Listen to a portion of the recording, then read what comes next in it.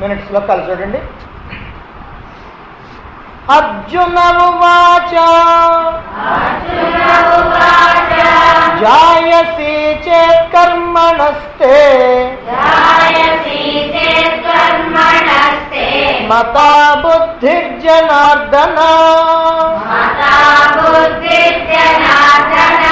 తత్కిం కర్మణి ఘోరే మాం నియోజయసి కేశవా వ్యామిశ్రేణేవ వాక్యేన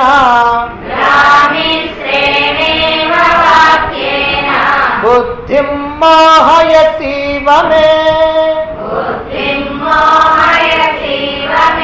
తదేకం వద నిశ్చిత్య ఏన శ్రేయోహమాప్నుయాం.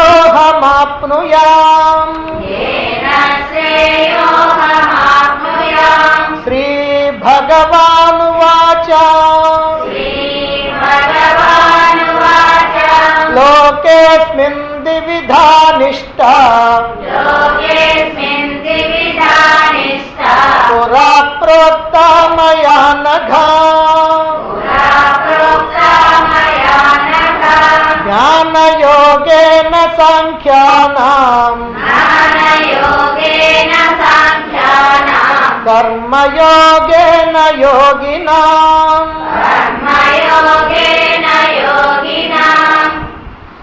దూరేణ హ్యవరం కర్మ బుద్ధియోగా ధనంజయ అని భగవానుడు 2వ అధ్యాయములో అర్జునుడితో చెప్పడం జరిగింది. అంటే బుద్ధియోగం కన్నా కర్మ చాలా అల్పమైనటువంటిది అని భగవానుడు చెప్పాడు. అయితే అలా చెప్పినటువంటి భగవానుడే నువ్వు యుద్ధం చేయవయ్యా అర్జున, ఆ చేసేటువంటి యుద్ధం కూడా ఏ రకమైనటువంటి ఫలాసక్తిని కోరకుండా కేవలం ఇది నా కర్తవ్యం అనుకుంటూ చెయ్యి అని చెప్పడం జరిగింది. ఎప్పుడైతే ఇలా బుద్ధియోగం కన్నా కర్మ అల్పమైందని చెప్పి తననేమో ఈ యుద్ధం అనేటువంటి కర్మని చెయ్యమంటున్నాడు, ఎందుకు ఇలా అంటున్నాడు అనేటువంటి సందేహం వచ్చింది అర్జునుడికి.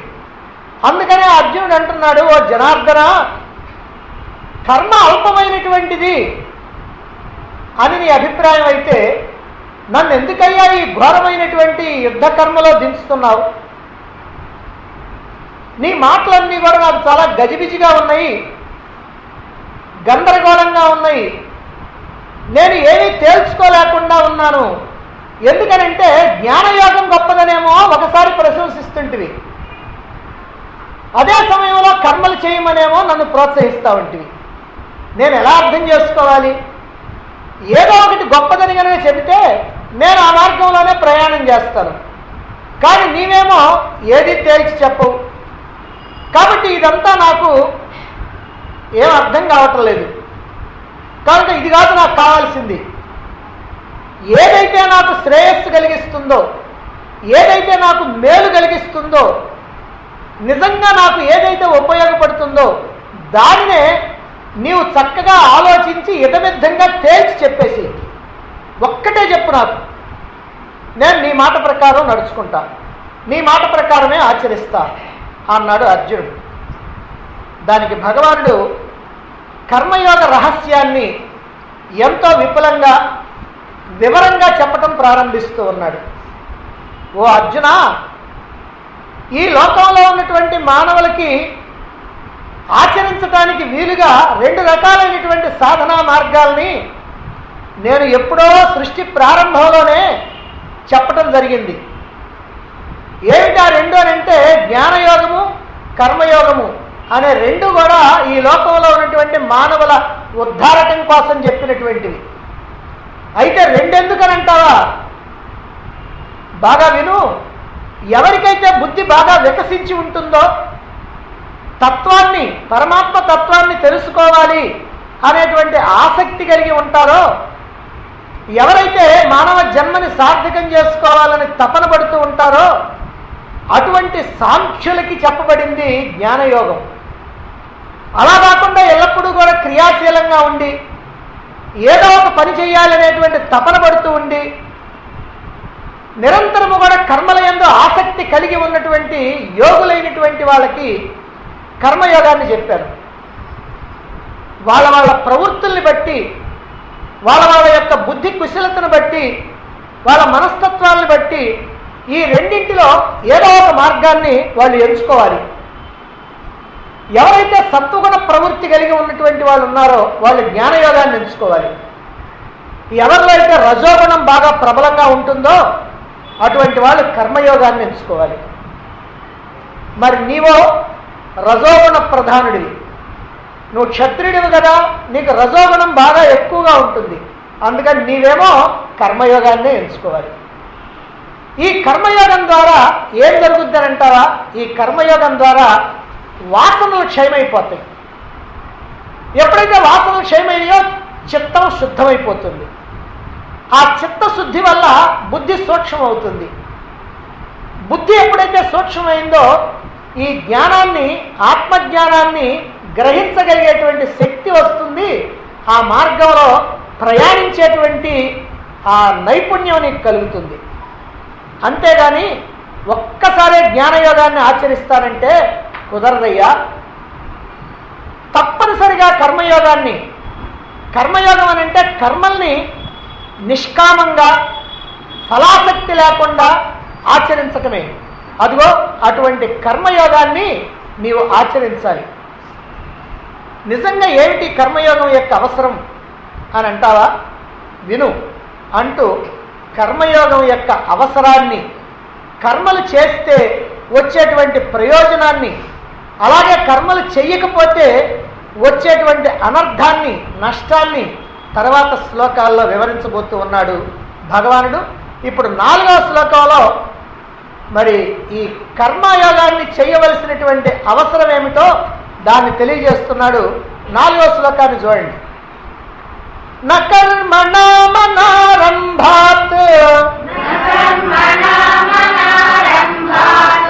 నైష్కర్మ్యం పురుషోస్నుతే న చ సన్యసనాదేవ సిద్ధిం సమధిగచ్చతి. న కర్మణామనారంభాత్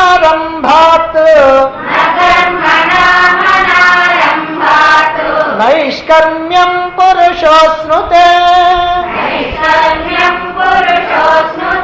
న చ సన్యసనాదేవ సిద్ధిం సమధిగచ్చతి.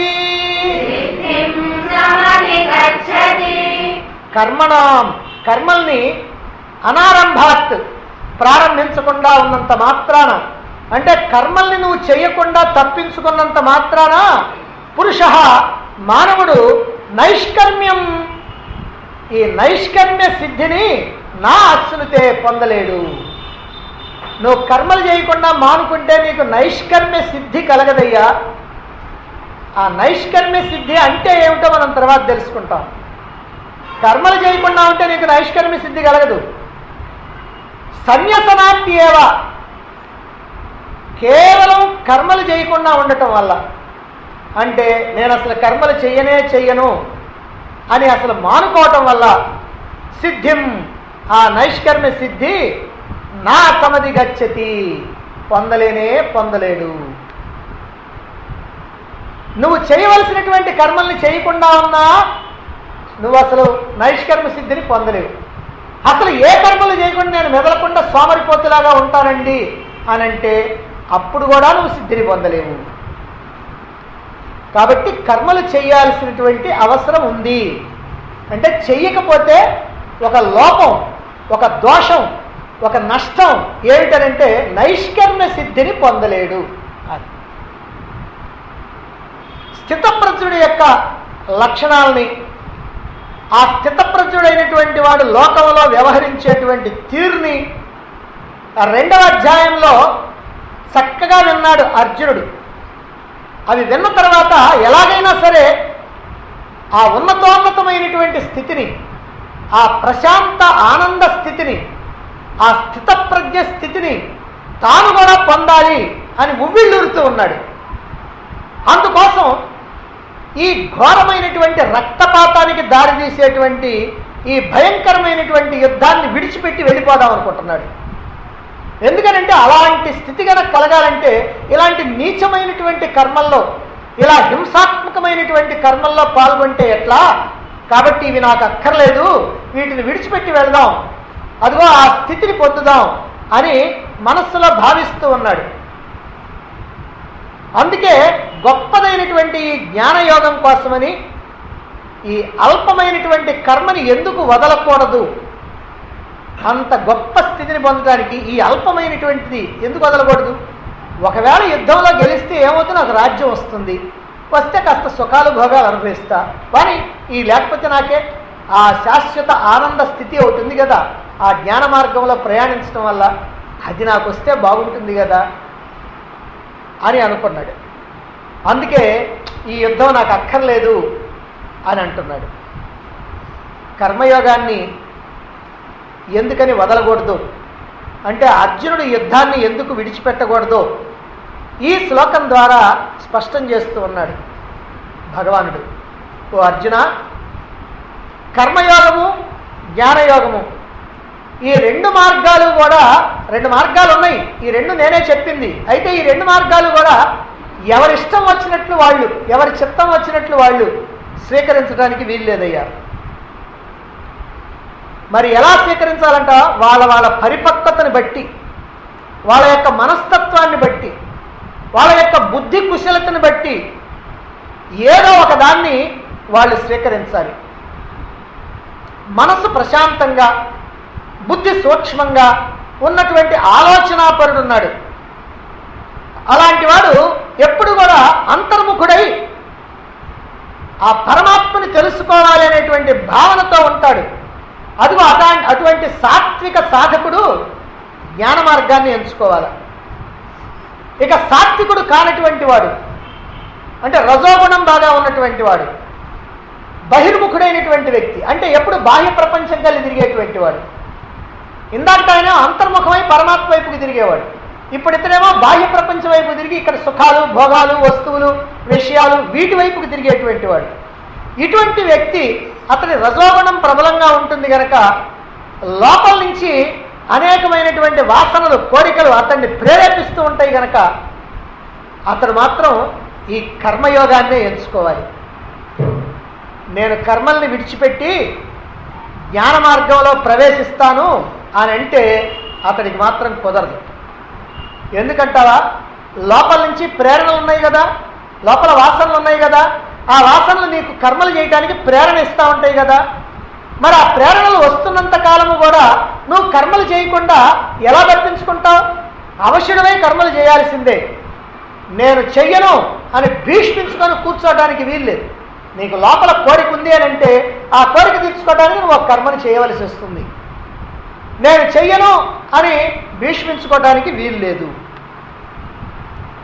అతడు కర్మలు కనుక చేయకపోయినట్లయితే, చేయకుండా తప్పించుకొని పోయినట్లయితే, లోపల నుంచి ప్రేరణలు వస్తున్నప్పటికీ కూడా నేను కర్మలు చేయనని కనుక ఊరుకున్నట్లయితే అతడికి నైష్కర్మ్య సిద్ధి కలగదు. అయితే నైష్కర్మ్య సిద్ధి అంటే ఏమిటి? నైష్కర్మ్య సిద్ధి అంటే ఏమిటంటే కర్మలు చేయాలనేటువంటి ప్రేరణ లోపల నుంచి రాకుండా ఆగిపోయేటువంటి స్థితి. నువ్వు కర్మలు చేయకుండా ఉంటాం కాదు, లోపల నుంచి కర్మలు చెయ్యని ఆ లోపల నుంచి వాసనలు, ఆ కోరికలు మనల్ని ప్రేరేపిస్తూ ఉంటాయి. అదిగో అది కనుక చేస్తే నీకు లాభం వస్తుంది, ఇది చేస్తే నీకు ఈ వస్తువు వస్తుంది, ఇది చేస్తే నీకు సుఖం కలుగుద్ది అని లోపల నుంచి కొన్ని ప్రేరణలు వస్తూ ఉంటాయి.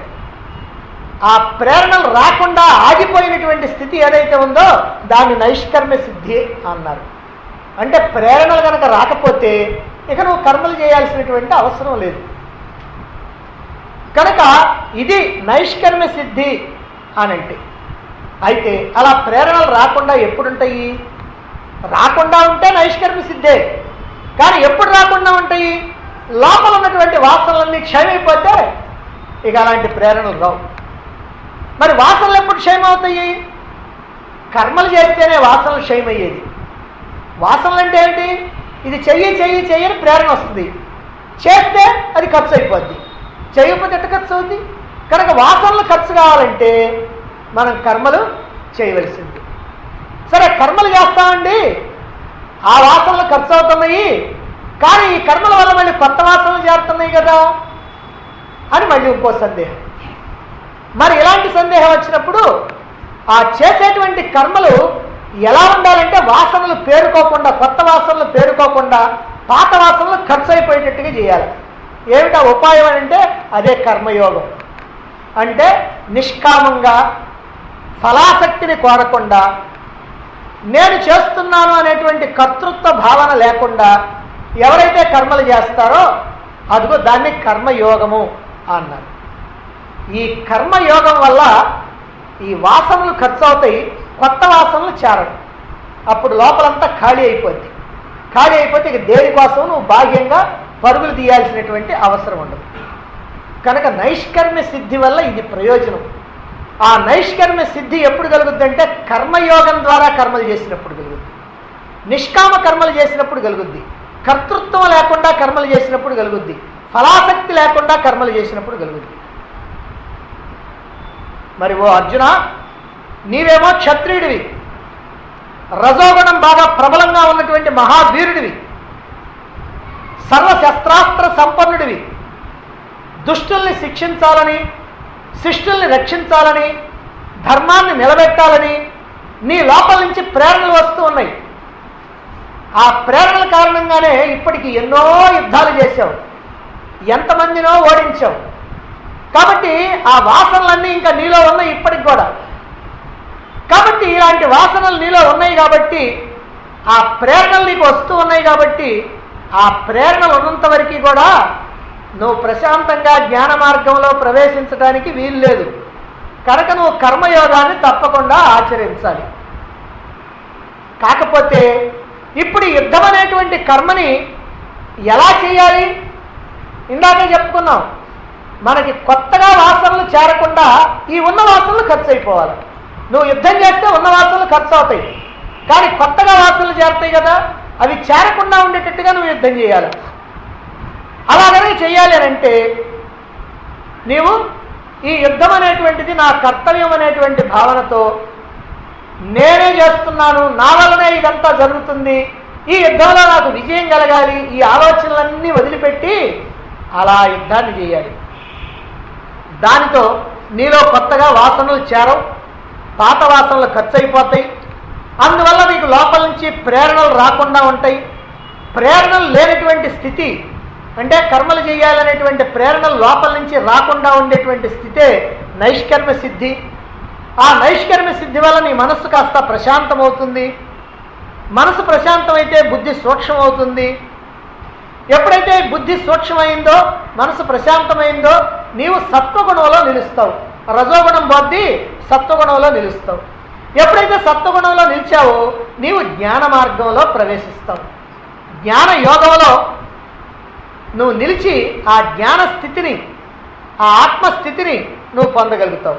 కనుక యుద్ధ ఫలితం మీద ఆసక్తిని విడిచిపెట్టి నాకు విజయం కలుగుద్దా అపజయం కలుగుద్దా అనేటువంటి విషయాన్ని వదిలిపెట్టి ఇది నా కర్తవ్యం, ఇది నేను చెయ్యాలి అనేటువంటి భావనతో, కర్తవ్యత భావనతో నీ స్వధర్మమైనటువంటి యుద్ధాన్ని నువ్వు చెయ్యి అని భగవంతుడు సలహా చెప్పాడు.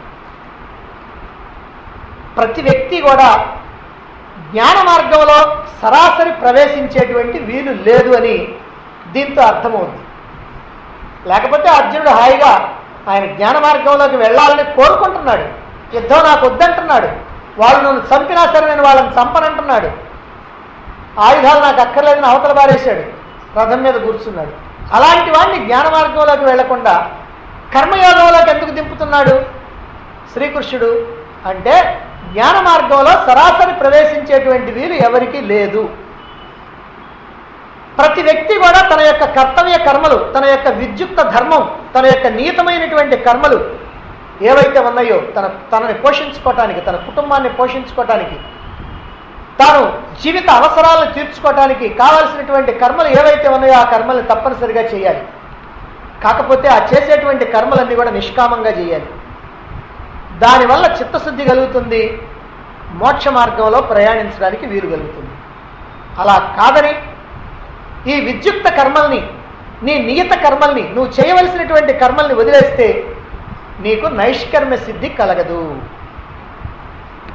పోనీయండి, ఈ గొడవంతా నాకెందుకు, కర్మలేమో చేయాలంటే, ఆ చేసే కర్మలేమో నిష్కామంగా చేయాలంటే, ఫలాసక్తి వద్దంటే, ఈ గొడవంతా నాకెందుకంటే అసలు నేను చేయను, ఏమీ చేయకుండా ఊరికినే కూర్చుంటా అనుకుంటే అనుకోండి, నన్ను సోమరిపోతాను అనుకుంటే అనుకోండి, నేను మాత్రం ఏమీ చేయను అని గిరిగీసుకొని కూర్చున్నావు అనుకో, అప్పుడు కూడా నీకు ఏ సిద్ధి ఉండదు. సిద్ధి కాదు, ఇంటి కొట్టికి బంతి కొట్టికి రెంటికి చేరినటువంటి వాడు అవుతావు. ఎందుకనంటే అలా కర్మలు చేయకుండా ఊరికినే కూర్చునేటువంటి సోమరిపోతూ దైవానికి పనికిరాడు, ఈ ప్రపంచానికి పనికిరాడు. ఎందుకనంటే కనీసం ఈ ప్రపంచంలో కర్మలు చేస్తుంటే ప్రపంచంలో ఎవరికైనా ఉపయోగపడతాడు, లేదా తన భార్యాబిడ్డలకైనా ఉపయోగపడతాడు, తనకైనా ఉపయోగపడతాడు. ఏం లేకున్నటువంటి సోమరు ఎవరికి ఉపయోగపడతాడు? కాబట్టి ప్రపంచానికి పనికిరాడు. కానీ దైవానికి పనికి వస్తాడా? ఆ కర్మలు కూడా నేను చేయను అంటున్నాడు, నాకు ఏం అక్కర్లేదు అంటున్నాడు. కాబట్టి అలాంటి వాడు రెండిటికీ పనికిరాడు. అంటే మోక్ష సిద్ధి లేదు, జీవితయాత్ర కూడా జరగదు. కాబట్టి నిష్కామ కర్మలతో, కర్మయోగంతో చిత్తశుద్ధి కలగాలి, నైష్కర్మ్య సిద్ధి కలగాలి. దానివల్లనే ఈ జ్ఞాన మార్గంలో ప్రవేశించి ఆత్మజ్ఞానాన్ని పొంది తత్వ విచారణ చేసేటువంటి శక్తి కలిగి దాని ద్వారా మోక్ష సిద్ధి కలుగుతుంది. ఇదే సరైనటువంటి త్రోవ. అంటే సరాసరి జ్ఞాన మార్గంలో ప్రవేశించడం వల్ల ఏది అర్థం చేసుకోలేవు అని. అంటే ప్రతి వ్యక్తి తాను సరాసరి ఈ జ్ఞాన మార్గంలో ప్రవేశించడానికి వీల్లేదు. ఎందుకంటే అలా ప్రవేశిస్తే అతని మనస్సు ఇప్పటికే ఆ ప్రశాంత స్థితి, ఆ బుద్ధికి సూక్ష్మత లేదు కాబట్టి అక్కడ ఉన్నటువంటి విషయాలు దేన్ని అర్థం చేసుకోలేడు, ఆచరించడం లేదు. అలాగని అసలు ఈ కర్మయోగం ఏదైతే ఉందో ఈ కర్మలను అసలు నేను చేయకుండా నేను మెదలకుండా కూర్చుంటాను అని అంటే అతనికి ఎప్పటికీ జ్ఞానము లేదు, అతనికి బ్రతుకు తెరువు లేదు. కాబట్టి కర్మల్ని వదలటం కాకుండా కర్మఫలాన్ని వదలాలి, అహంకార మమకారాలను వదలాలి, కర్తృత్వ భోక్తృత్వాన్ని వదలాలి, కర్మఫలం మీద ఉన్నటువంటి ఆసక్తిని వదలాలి. బాహ్య సన్యాసం కాకుండా అంతఃసన్యాసం కావాలి. అంటే పైకి వేషం కాదు, లోపల అన్నిటినీ సన్యసించినటువంటి స్థితి ఉండాలి. పైకేమో నాకేం అక్కర్లేదని చెప్పి లోపల అన్నీ నాకే కావాలి అని అనుకునేటువంటి స్థితి వల్ల ప్రయోజనం లేదు. పైకి కోరికలు వదిలినట్టుగా నటించడం కాకుండా లోపలే ఆ కోరికలు అనేటువంటివి ఏవి కూడా లేకుండా ఉండాలి. మరి కాషాయ వస్త్రాలని ఇతరుల కోసం కాకుండా తన కోసం వేసుకోవాలి. లోపల కోరికలు కనుక అలాగే ఉండి పైకి కాషాయం కనుక వేస్తే అటువంటి వాడికి ఉభయభ్రష్టత్వం తప్పదు. ఒక గ్రామంలో ఒక దేవాలయంలో పూజారి ఉన్నాడు, పూజ చేసుకునేటువంటి పూజారి. ఆయన పేరు రంగనాథం. ఆయనకి చాలామంది పిల్లలు ఉన్నారు, భార్య. సరే, కుటుంబాన్ని పోషించుకోవడం చాలా కష్టంగా ఉంటా ఉంది. ఎందుకంటే ఆయనకు వచ్చేటువంటి ఆదాయం తక్కువ, అది చిన్న గ్రామం కాబట్టి అక్కడ వచ్చేటువంటి ఆదాయం కూడా చాలా తక్కువ. అయితే ఎలాగో గుట్టుగా నెట్టుకొస్తూ ఉన్నాడు ఈ కాపురాన్ని. కొంతకాలం అలా జరిగిపోయింది. ఒక రోజున భార్య జబ్బు చేసింది. మరి సరైనటువంటి వైద్యం కూడా ఇప్పించలేనటువంటి పరిస్థితుల్లో అకస్మాత్తుగా ఆమె కాస్త చనిపోయింది. పిల్లల ఆలన పాలన ఆయనకి చాలా కష్టంగా ఉంది. ఇటు భార్య లేదు చూసుకోవటానికి, అటు ఆదాయం లేదు. మరి ఈ అన్ని కారణాలతోటి ఈ కుటుంబం మీద ఒక రకమైనటువంటి విరక్తి కలిగింది. ఎటు చూసినా అసంతృప్తి. అక్కడ కష్టపడి ఇంటికి వచ్చినప్పటికీ ఆదరించేటువంటి భార్య లేదు, పోనీ పిల్లల్ని పోషించడానికి కావాల్సినటువంటి డబ్బు లేదు, ఏ రకంగా చూసుకున్నా కూడా ఏమీ సుఖం లేదు, అంత అసంతృప్తిగా ఉంది. అందుకని ఆయనకి చాలా విరక్తి కలిగింది. కాకపోతే ఈ విరక్తి అంతా కూడా ఎలాంటిదేనంటే ఇది నిజమైనటువంటి వైరాగ్యం కాదు, ఇది స్వభావ వైరాగ్యం కాదు, ఇది అభావ వైరాగ్యం అని అంటారు. కాబట్టి ఇలాంటి వైరాగ్యం కలిగితే ప్రయోజనం లేదని చెప్పడం కోసమే ఇదంతా కూడా. సరే ఆయన ఈ విరక్తితోటి, జీవితం మీద విరక్తి కలగటంతో ఆయన కాస్త కాశీ నగరానికి వెళ్ళిపోయాడు, ఎవరితో చెప్పకుండా. అలా వెళ్ళి అక్కడ కాశీలో ఒక మఠం ఉంటే ఆ మఠం దగ్గరికి వెళ్ళి ఆ మఠాధిపతిని ఆశ్రయించాడు. స్వామి, నాకెవ్వరు లేరు, నేను ఏకాకిని అని అబద్ధం చెప్పి ఆయన ద్వారా సన్యాసాన్ని స్వీకరించాడు. ఇప్పుడు భుక్తి మాత్రం గడిచిపోతూ ఉంది. సన్యాసి కనుక ఎవరో వస్తారు, ఏదో పెట్టేస్తారు, తింటున్నాడు, భుక్తి హాయిగా గడిచిపోతూ ఉన్నది. ఏదో అక్కడ ఉన్నటువంటి వాళ్ళు, ఆ స్వామీజీలు వాళ్ళు చెప్పేటువంటి మాటలు వింటున్నాడు, మనసుకి హాయిగానే ఉంది. కొన్నాళ్ళకి ఇది కూడా విసుగు పుట్టింది. ఎందుకనంటే తలలు బోడులైనా తలపులు బోడులా అన్నారు. అంటే తలలు కనుక గుండు కొట్టించుకొని సన్యాసిగా ఉన్నా లోపల ఉన్నటువంటి తలపులు, ఆలోచనలు ఉన్నాయి, అవి మాత్రం బోళ్లుగా. అదే ప్రకారం ఈయన సన్యాసం స్వీకరించినా కూడా ఈయన ఆలోచనలన్నీ కూడా మళ్ళీ కాస్త వెనక్కిపోయినాయి. అదిగో చనిపోయినటువంటి భార్య గుర్తుకొచ్చింది, వదిలిపెట్టి వచ్చినటువంటి పిల్లలు గుర్తుకొచ్చారు. ఇప్పుడు అనుకుంటున్నాడు, పిల్లలు ఏం చేస్తున్నారు, ఎలా ఉన్నారు, నా బాధ్యతలు నేను సరిగ్గా నిర్వర్తించకుండా వచ్చేసానే అని పాప ఆయనకి ఇంటి మీద గాలి వెళ్ళింది. ఎప్పుడైతే ఇంటి మీద గాలి వెళ్ళిందో ఆ గురువుగారి దగ్గరికి వెళ్ళి, స్వామి స్వామి, నేను కాస్త తీర్థయాత్రలు చేసి వస్తాను, నాకెందుకో మనస్సు కాస్త ప్రశాంతంగా లేదు, అందుకని తీర్థయాత్రలు చేసి మళ్ళీ మీ పాదాల దగ్గరికి వచ్చేస్తాను అని మళ్ళీ ఇంకొక అబద్ధం చెప్పాడు. ఆయన సరేనన్నాడు. సరాసరి టికెట్ లేకుండా ట్రైన్ ఎక్కి అదిగో తన ఊరికి చేరుకున్నాడు. సరే, ఊరికి చేరిన తర్వాత ఈ వేషంతో, సన్యాసి వేషంతో ఇంటికి పోవటానికి ఎందుకో ఇష్టం కాదు ఆయనకి. అందుకని ఊరి వెలుపల ఉన్నటువంటి ఒక దేవాలయం ఉంటే ఆ దేవాలయంలో బస ఏర్పాటు చేసుకున్నాడు. సరే, ఎవరో స్వామీజీ వచ్చారని చెప్పి కొంతమంది వస్తూ ఉన్నారు, పోతూ ఉన్నారు, నమస్కారాలు పెడుతూ ఉన్నారు, ఏదో పాలో పళ్ళో ఆహారమో తెచ్చిస్తున్నారు, ఆయన తింటా ఉన్నాడు. ఈ వచ్చినటువంటి వాళ్ళలో ఒక ఆయన ఈయనకి చిన్నప్పటి నుంచి స్నేహితుడు, అందుకని గుర్తుపట్టాడు. గుర్తుపట్టి, స్వామి స్వామి, మీరు రంగనాథం గారు కదా అని అన్నాడు. అయ్యో రంగనాథం గారు, ఎందుకండి తొందరపడి సన్యాసం తీసుకున్నారు, మీరు సన్యాసం పుచ్చుకోకుండా ఉంటే బాగుండేది కదా అని అన్నాడు. అంటే అప్పుడు ఆయన అన్నాడంట, పుచ్చుకోకపోతే ఇప్పుడు మాత్రం నాకు పిల్లనిచ్చేవాళ్ళు ఎవరున్నారులేండి అని అన్నాడు. అంటే ఇలాంటి సన్యాసం తీసుకున్నందువల్ల ఏమి ప్రయోజనం లేకపోగా ఉభయభ్రష్టత్వం జరుగుద్ది. కాబట్టి లోపల కోరికల్ని పూర్తిగా వదిలేసి చిత్తశుద్ధిని కలిగించుకొని ఈ కర్మయోగాన్ని ఆచరించి జ్ఞానయోగంలో ప్రవేశించాలి. అంతే తప్ప కర్మల్ని వదిలినంత మాత్రాన ఏ రకమైనటువంటి ప్రయోజనం లేదు.